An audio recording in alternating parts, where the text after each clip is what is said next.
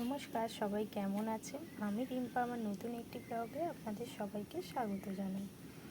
আজকে করব নোটে শাক দিয়ে মাছের মাথা দিয়ে তরকারি, পুরো অনুষ্ঠান বাড়ির মতো।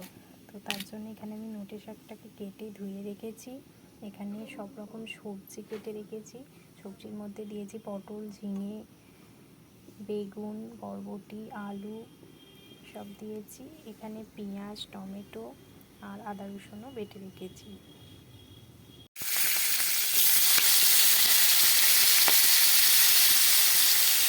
দেখতেই পাচ্ছ এখানে আমি মাছের মাথাগুলো ভেজে নিচ্ছি। হ্যাঁ, তোমরা অনেকেই মনে করবে শাক করবে আবার আদা রসুন বাটা সর্ষে বাটা দেয় না কেন? আমি প্রথমেই বলেছি অনুষ্ঠান বাড়ির মতো শাক করবো, তো অনুষ্ঠান বাড়িতে সর্ষে বাটা দিয়ে করে না, দিলেও হয়তো অল্প দেয়, বাট আমি একটুই দেবো না। দেখতেই পাচ্ছেন এখানে আমার মাছের মাথাগুলো ভাজা হয়ে গেছে, ভালো করে লাল লাল করে ভেজে নিয়েছি। এবার এই তেলেতেই একটু বড়ি ভেজে নেব। এবার বড়িগুলো ভেজে নিই ভালো করে লাল লাল করে। এখানে বড়িগুলো আমার লাল লাল করে ভাজা হয়ে গেছে, এবার তুলে নেব। খোলায় তেল দিয়ে দিয়েছি, তেলটা গরম হয়ে গেছে। এবার তেলের মধ্যে দেবো শুকনো লঙ্কা, তেজপাতা আর একটু পাঁচফোড়ন। এবার তেলের মধ্যে পেঁয়াজগুলো দিয়ে দেবো। সব পেঁয়াজগুলো দেওয়া হয়ে গেছে, এবার একটু ভালো করে পেঁয়াজগুলো লাল লাল করে ভেজে নেব। পেঁয়াজটা আমার এখানে মোটামুটি ভাজা হয়েই গেছে লাল লাল করে একটু।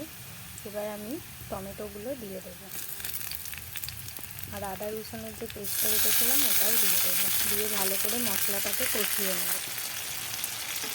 তো আমার এখানে মশলাগুলো ভাজা হয়ে গেছে মোটামুটি। আমি একটা ভুল করে ফেলেছি, সবজিগুলো ভাজতে ভুলে গেছি। তো সবজিগুলো এর সঙ্গে দিয়ে ভালো করে ভেজে ভেজে কষিয়ে নেব লাল লাল করে। দেখতেই পাচ্ছেন এখানে প্রায় 50% মতো সবজিগুলো কুক হয়ে গেছে। এবার এর মধ্যে আমি নোটে শাকগুলোকে কুয়োতে ধুয়ে রেখেছিলাম সেগুলো দিয়ে দেবো। দেখতেই পাচ্ছি শাকগুলো দেওয়ার পর নিয়ে গেছে কতটা। এবার আমি মাছের মাথাগুলোই দিয়ে দেবো, দিয়ে একসাথে একটু ভালো করে কষে নেব। দেখতেই পাচ্ছেন এখানে আমার ভাজাটা হয়ে গেছে, ভালো করে কষানো হয়ে গেছে সব সবজি দিয়ে, শাক দিয়ে, মাছের মাথা দিয়ে। এবার এই আদা রসুন বাটা জলটা, তার মধ্যে আমি লঙ্কা গুঁড়ো, হলুদ গুঁড়ো দিয়ে দিয়েছিলাম, সেটা দিয়ে দিলাম। হলুদ গুঁড়োটা শাকের ক্ষেত্রে একটু সবসময় বেশি দিতে হয়। এটা আমার পিসিমণি আমাকে বলেছিল যে সবসময় শাকেতে হলুদ গুঁড়োটা একটু বেশি করে দিবি, তো সেহেতু বেশি করেই দিলাম একটু। এখানে আমার শাকটা ভালো রকমই কুক হয়ে গেছে, এবার আমি ঢেলে নেব। শাকটার স্বাদ যথেষ্ট ভালো হয়েছিল, প্রায় কাজবাড়ির মতোই, কিন্তু কতটা করতে পেরেছি জানি না। যদি ভালো লাগে ভিডিওটা আপনারা অবশ্যই লাইক করবেন, কমেন্ট করবেন আর শেয়ার করে দেবেন। আর এই রেসিপিটা আপনারা বাড়িতে বানিয়ে খেয়ে বলবেন আমাকে যে কেমন হয়েছিল।